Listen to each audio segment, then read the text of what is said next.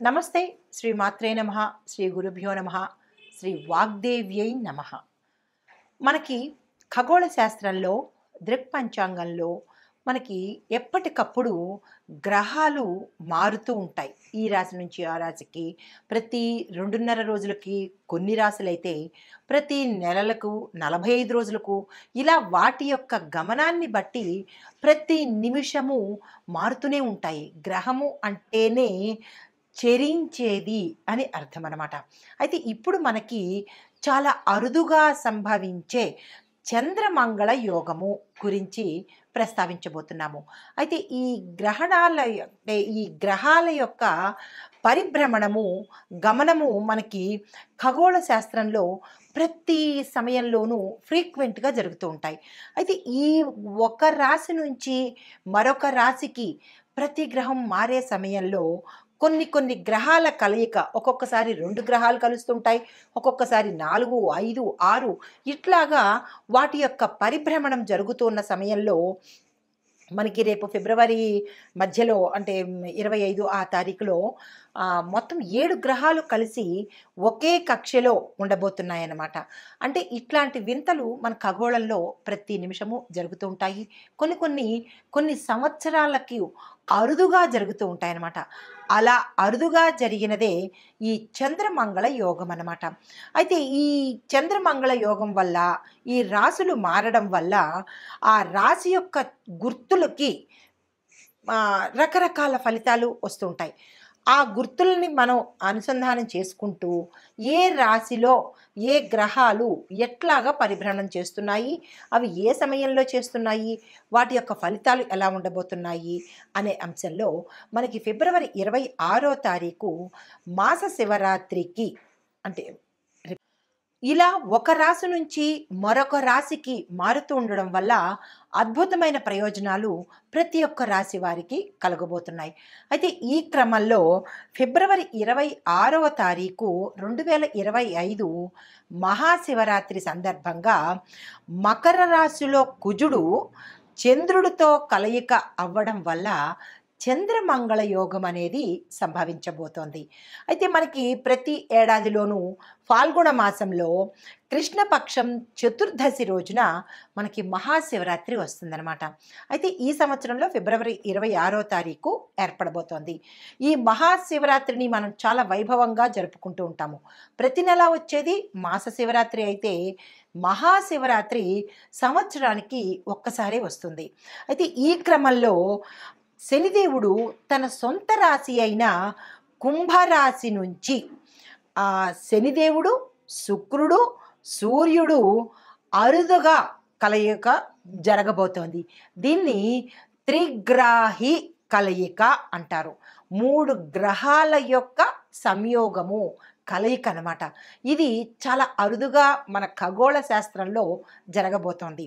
అయితే ఇది ఇలా జరగడం వల్ల మనకి ఏమి ఏర్పడబోతోంది, ఏ రాశులు ఎలాగా మనకి ఎఫెక్ట్ అవ్వబోతున్నాయి అనే అంశాలని చూద్దాము. అయితే ఈ కలయిక 300 సంవత్సరాల క్రితం ఒకసారి జరిగింది, మళ్ళా తిరిగి ఈ సంవత్సరంలో జరగబోతుందన్నమాట. అయితే ఈ చంద్రమంగళ యోగం అంటే ఏమిటి? అందరికీ అంటే సంశయం రావచ్చు. చంద్రమంగళ యోగం అంటే ఏంటి? అది కూడా ఒక యోగమేనా అంటే, ప్రతిసారి మనకి కొన్ని యోగాలు, కొన్ని రాజయోగాలు, కొన్ని మహారాజు యోగాలు కూడా ఈ గ్రహాల మార్పు వల్ల జరుగుతున్నాయి. ఇప్పుడు మనం ప్రస్తావించుకోబోయే అంశము చంద్రమంగళ యోగం అన్నమాట.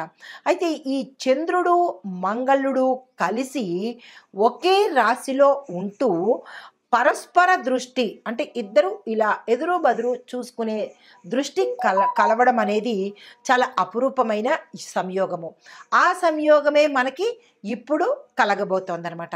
అయితే దీనివల్ల మనకి ఏమిటి జరుగుతోంది?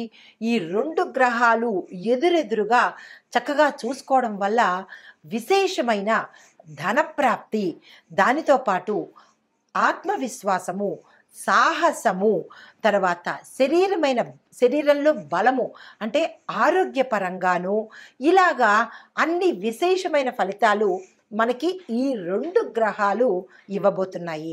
అయితే ఇది గోచార రీత్యా, దృక్పంచాంగం రీత్యా, ఖగోళ శాస్త్ర రీత్యా జరగబోయే ఫలితాలు మేషాది ద్వాదశ రాశుల వారికి ఇదేంటి అయితే వ్యక్తిగతంగా మరి మాకెలా తెలుస్తుంది అనేటట్టుగా చూసినట్టయితే కనుక ఈ వ్యక్తిగత సమగ్రమైన జాతక పరిశీలన చేయించుకుంటే ఈ 2 గ్రహాలు అంటే ప్రతి జాతక చక్రంలోనూ మనకి 12 భావాలు ఉంటాయి. 12 భావాలు అంటే లగ్నం నుంచి 12 స్థానాలు అన్నమాట. స్థానాలనే మనం భావాలు అంటాము. ఈ స్థానాలలో ఈ ఇద్దరి కలయిక ఏ స్థానంలో కలగబోతోంది. మొదటి స్థానం మనము లగ్నం అని చెప్పుకుంటాం. తను భావము అంటే తన యొక్క భావము, రెండో భావము, మూడో భావము, ఇలా ఒక్కొక్క భావానికి ఒక్కొక్కళ్ళు. 4వ భావమేమో మాతృభావము, మూడో భావము భ్రాతృ అంటే అన్నదమ్ములు కానీ అక్క చెల్లెళ్ళు కానీ, ఇలాగా 7వ భాగము కళత్రము అంటే భార్య కానీ భర్త కానీ, ఇలా లాభాలు కర్మ ఇలాగ ప్రతి ఒక్కటి అంశాలుగా ఉండబోతున్నాయి. అయితే ఈ వీరిద్దరి కలయిక మీ యొక్క జాతకంలో ఎక్కడ కలుస్తోంది, ఎలాంటి ఫలితాలు వస్తున్నాయి అనేది మీరు వ్యక్తిగతంగా తెలుసుకున్నట్టయితే కనుక మీకు తెలిసిపోతుంది. అయితే ఇప్పుడు ఈ చంద్రమంగళ యోగం వల్ల మేషాది ద్వాదశ రాశుల వారికి సమగ్రంగా ఎలా ఉండబోతోంది అంటే ఫిబ్రవరి 26 నుంచి ఈ జాతకాలు ఎలా ఉండబోతున్నాయి అనే అంశంలో ముందుగా చంద్రమంగళుడు కలిసి ఉండడం వల్ల మనకి స్పష్టమైన ఆలోచనలు, ధైర్యము, బలము, ఆరోగ్యము, తరువాత ఇట్లాంటి ఆత్మవిశ్వాసము, ఆకస్మిక ధనప్రాప్తి, యోచనా శక్తి, ధారణ శక్తి, ఇట్లా ఒకటేంటి అన్ని శుభ ఫలితాలను వీరిద్దరూ ఇవ్వబోతున్నారు. అయితే ముందుగా మనము మేషరాశి వారిలో కనుక చూసినట్టయితే ఈ ఒక్కొక్క రాశిలో అన్ని రంగాల వాళ్ళు ఉంటారు కదా. విద్యార్థులు, రాజకీయ నాయకులు, చిత్ర పరిశ్రమలో ఉన్న వాళ్ళు, వ్యాపారులు, వ్యవసాయదారులు, ఇలా ఒక్కొక్క రంగంలో ఉన్న వారికి ఎలాంటి ఫలితాలు ఉంటున్నాయి ఆ రంగంలో అప్పటికప్పుడు నేను మీకు రెమెడీలు చెప్పేస్తాను. ఉదాహరణకు విద్యార్థులు ఉన్నారు. విద్యార్థులకు ఈ చంద్రమంగళ యోగం ఎలా కలిసి వస్తుంది, అప్పటికప్పుడు రెమెడీస్ ఏం చేసుకోవాలి అనే అంశాన్ని చాలా విపులీకరంగా స్పష్టంగా నేను మీకు ఇప్పుడు చెప్పబోతున్నాను. తదుపరి రాశి వృషభ రాశి. ఈ వృషభ రాశిలో ఉన్న వారికి ఈ చంద్రమంగళ యోగం వల్ల ఎలా ఉండబోతోంది, దాని ప్రభావం ఏంటంటే ముందుగా ఉద్యోగస్తులకు చూసినట్టయితే మీకు పని భారం పెరుగుతుంది, మీ యొక్క కృషికి గుర్తింపు పొందుతారు. తర్వాత ప్రస్తుత ఉద్యోగంలో మీకు కష్టాలు ఎదురైనప్పటికీ కూడా కొత్త అవకాశాలు మీరు త్వరలోనే అందిపుచ్చుకుంటారు. తర్వాత మిత్రుల నుంచి సహాయ సహకారాలు మీకు అందుబాటులోకి వస్తాయి. మీ యొక్క అధికారుల ప్రోత్సాహం మీకు తప్పనిసరిగా ఉంటుందన్నమాట. అయితే మీకు చెప్పదగిన సలహా ఏంటంటే దయాగుణంతో మీరు ఎదుటి వారితో మాట్లాడడం నేర్చుకోండి. మంచి ఫలితాలు వచ్చే అవకాశం కనబడుతోంది. తదుపరి వ్యాపారస్తులకు చూసుకున్నట్టయితే కనుక మీ పెట్టుబడులు జాగ్రత్తగా పెట్టుకోండి. అనవసరమైన ఖర్చులను తగ్గించేసుకోండి. కొత్త వ్యాపార భాగస్వామ్యాలు ఒప్పందం చేసుకునేటప్పుడు ఈ సమయంలో మీరు మోసపోయే అవకాశం ఉంది. చాలా జాగ్రత్తలు తీసుకోండి. అదనపు అంటే ఇందువల్ల మీరు అదనంగా కొత్త సమస్యల్లోకి చిక్కుకోవడంతో పాటు చాలా విషయాలు మీకు అవగాహనకు వస్తాయి. అనవసరమైన ఆందోళన కలుగుతుంది. కాబట్టి ముందుగానే తెలుసుకుంటున్నారు కాబట్టి మీరు ఏ పని చేసినా ఆచితూచి చేయండి. కొత్త భాగస్వామ్యాలు ఒప్పుకోకండి. ఒకవేళ తప్పదు అని అనుకుంటే కనుక మీ యొక్క శ్రేయోభిలాషుల్ని వాళ్ళని అడిగి సలహా తీసుకుని అప్పుడు కనుక మీరు పెట్టినట్టయితే ముందు రాబోయే నష్టాలు కానీ, సమస్యలు కానీ, ప్రమాదాలు కానీ తప్పించుకునే అవకాశం ఉంది. తర్వాత పాత కస్టమర్లతో మీ యొక్క బిజినెస్ అభివృద్ధి అయ్యే అవకాశం ఉంది. వారిని జాగ్రత్తగా కాపాడుకోండి. తర్వాత మీకు చెప్పదగిన సలహా ఏంటంటే ప్రతి శుక్రవారము మీ యొక్క వ్యాపార స్థలంలో పూజ చేయించుకోండి. అంటే అమ్మవారికి, లక్ష్మీ అమ్మవారికి ప్రత్యేకమైన పూజ చేయించుకుంటే కనుక నష్టాలు పోయి లేదంటే సమస్యలు పోయి విశేషమైన లాభం కలిగేటట్టుగా గోచరిస్తోంది. ఈ సూచన తప్పనిసరిగా పాటించుకోండి. అయితే విద్యార్థులకు చూసినట్టయితే కనుక మీరు చాలా కృషి చేయవలసి వస్తుంది.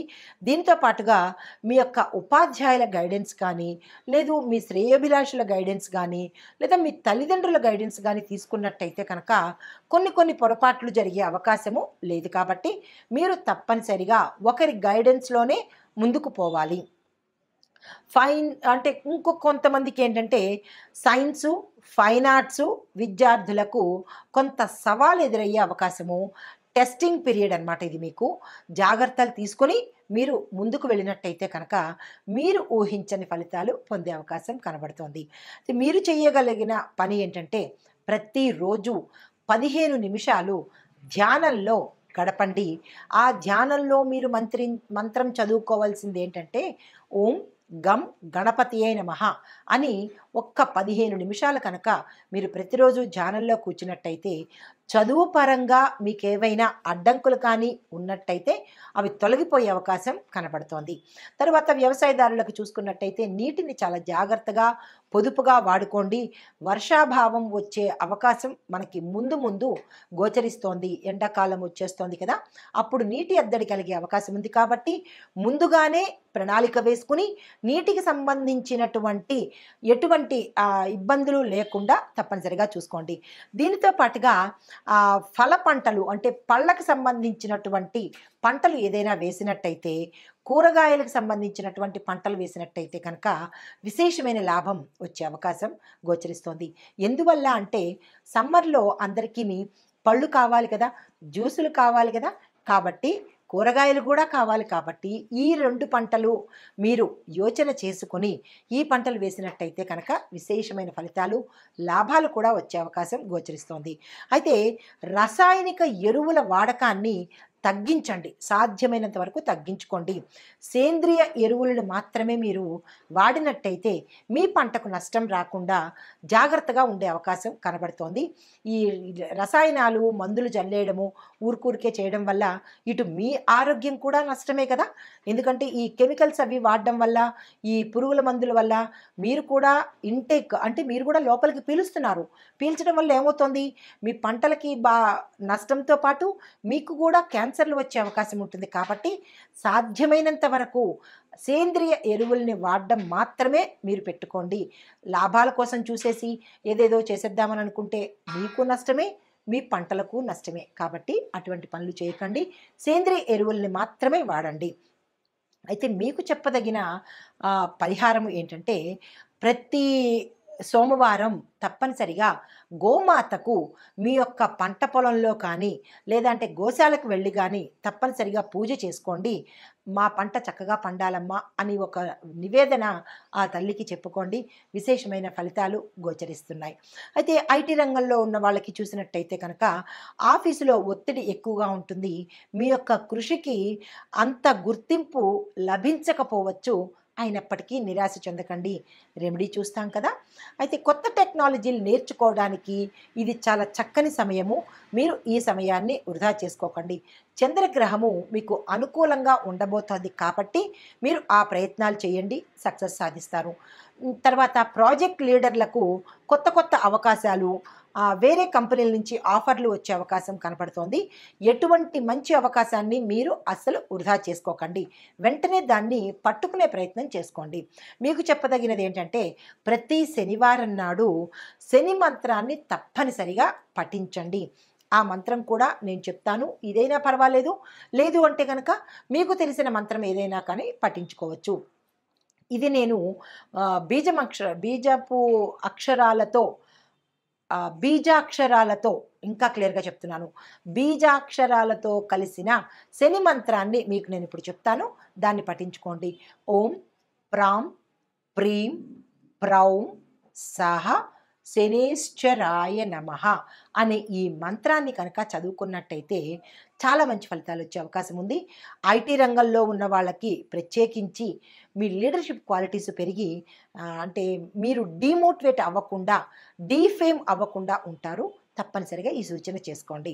తర్వాత కుటుంబపరంగా చూసినట్టయితే కుటుంబంలో చిన్న చిన్న గొడవలు జరిగే అవకాశం ఉంది. మీరు చాలా జాగ్రత్తగా సంయమనం పాటించి చాకచక్యంగా ఆ సమస్యల్ని పరిష్కారం చేసుకోండి. పెద్దల ఆరోగ్యం పట్ల అంటే మీ ఇంట్లో కానీ ఎవరైనా ఓల్డ్ ఏజ్ పీపుల్ ఉంటే కనుక వాళ్ళని జాగ్రత్తగా కనిపెట్టుకుని ఉండండి. వారి యొక్క ఆరోగ్యం పట్ల జాగ్రత్తలు తీసుకోండి. కుటుంబంలో శాంతి, సౌహార్దము, అన్యోన్యత, మంచి సద్భావము కలిగేందుకు మీరు ఏర్పాట్లు తప్పనిసరిగా చేసుకోండి. మీకు చెప్పదగిన పరిహారము చాలా సింపుల్. ప్రతిరోజు తులసమ్మకు నీళ్లు పోయండి. ఇది పెద్ద కష్టము కాదు, ఖర్చు కాదు. కాబట్టి మర్చిపోకుండా తులసమ్మకు మీ ఇంట్లో ముందున ఉన్నా కానీ, పెరట్లో ఉన్నా కానీ, ఎక్కడ మీ ఇంట్లో తులసమ్మ లేకపోయినా, ఎక్కడ తులసమ్మ ఉన్నా సరే తప్పనిసరిగా అది నీళ్లు పోసే ప్రయత్నం చేయండి. సానుకూలమైన ఫలితాలు వస్తాయి. అయితే ఆరోగ్యం కనుక చూసినట్టయితే కాళ్ళకి సంబంధించినటువంటి, కాళ్ళ పిక్కలకు సంబంధించినటువంటి సమస్యలు వచ్చే అవకాశం గోచరిస్తోంది. దీని పట్ల జాగ్రత్తలు తీసుకోండి. మరొక అనారోగ్య సూచన అధిక ఒత్తిడి, టెన్షను, మానసిక ఆందోళన వల్ల విపరీతమైన అనారోగ్య సూచనలు, నరాలకు సంబంధించి, బ్రెయిన్‌కి సంబంధించినటువంటి రుగ్మతలు వచ్చే అవకాశం ఉంది. జాగ్రత్తలు తీసుకోండి. తర్వాత మీరు ఎలా పోగొట్టుకోవాలి అంటే ఆరోగ్యం పట్ల మీరు మీ యొక్క ఆహారం పట్ల జాగ్రత్తలు తీసుకోండి. యోగా చేసుకునే వాళ్ళు యోగా చేసుకోండి. లేదు అంటే కనుక మాకు యోగా నేర్చుకోలేదు, మాకు రాదు అంటే కనుక ఏదైనా ఒక స్థిర అంటే స్థలంలో మీరు ఏదో ఒక స్థిరమైన స్థలం ఎంచుకోండి. ఆ స్థలంలో మీకు నచ్చిన మంత్రాన్ని చెప్పుకోవడం కానీ, ఏ మంత్రాలు వద్దు, ఒక 5 నిమిషాలు ధ్యానం చేసుకున్నట్టయితే కనుక ఈ నేచర్ వల్ల కలిగే ఇబ్బందులు తొలగిపోతాయి. మంచి మానసిక స్థితి కలుగుతుందనమాట. ఇందాక చంద్రమంగళ యోగంలో చెప్పుకున్నాం కదా, శక్తి మీద, మానసిక శక్తి మీద ప్రభావం చూపిస్తాడు. చంద్రుడు మానసికంగా అంటే మనసు కారకుడు కాబట్టి ఈ చిన్ని జాగ్రత్తలు తప్పనిసరిగా తీసుకోండి.